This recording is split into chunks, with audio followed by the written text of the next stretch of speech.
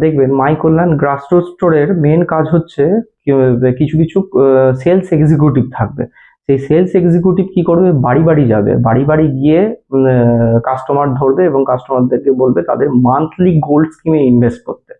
আপনি এখন যদি পিসি চন্দ্র জুয়েলার্সে যান, আমাদের পশ্চিমবঙ্গের মধ্যে অনেক পিসি চন্দ্র জুয়েলার্সের শোরুম আছে বা সেনকো জুয়েলার্স আছে, আপনি গিয়ে দেখবেন তারা কিন্তু আপনাকে মান্থলি স্কিমে এনরোল করার জন্য রিকোয়েস্ট করবে। এটা কিন্তু কোম্পানির জন্য খুব বেনিফিশিয়াল, কারণ আপনি 11 মাস জুড়ে কোম্পানিকে পে করতে থাকবেন একটা সার্টেন ইনস্টলমেন্ট, এবং সেই 12 মাসের সময় 11 মাস ধরে ইনস্টলমেন্ট পে করার পরে আপনার যে টাকাটা জমলো 12 মাসে আপনাকে কোম্পানি সেই টাকার একটা জুয়েলারি দেবে, এবং সেটা কারেন্ট মার্কেট অনুযায়ী, কারেন্ট মার্কেট রেট অনুযায়ী।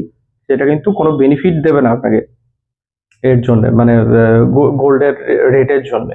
তো আপনি 11 মাস ধরে কোম্পানিকে তো অ্যাডভান্স পে করে যাচ্ছেন, সেই টাকাটা কোম্পানি তো নিজের ওয়ার্কিং ক্যাপিটালে লাগিয়ে দিচ্ছে এবং নিজের বিজনেস এক্সপান্ড করার জন্য লাগাচ্ছে। তো এটা কোম্পানির জন্য খুবই বেশি বেনিফিশিয়াল, এবং উইদাউট ইন্টারেস্ট আপনার ওই টাকাটা আপনার কাছ থেকে পাচ্ছে। তো এইটা, এবং আপনার সেলসও বাড়ছে, যত মান্থলি স্কিম হবে সেই টাকাটা তো কোম্পানি নিয়ে নিচ্ছে এবং তার বদলে আপনাকে গোল্ড জুয়েলারি 12 নম্বর মান্থে দিচ্ছে, তো সেলস গ্রোথও বাড়ছে।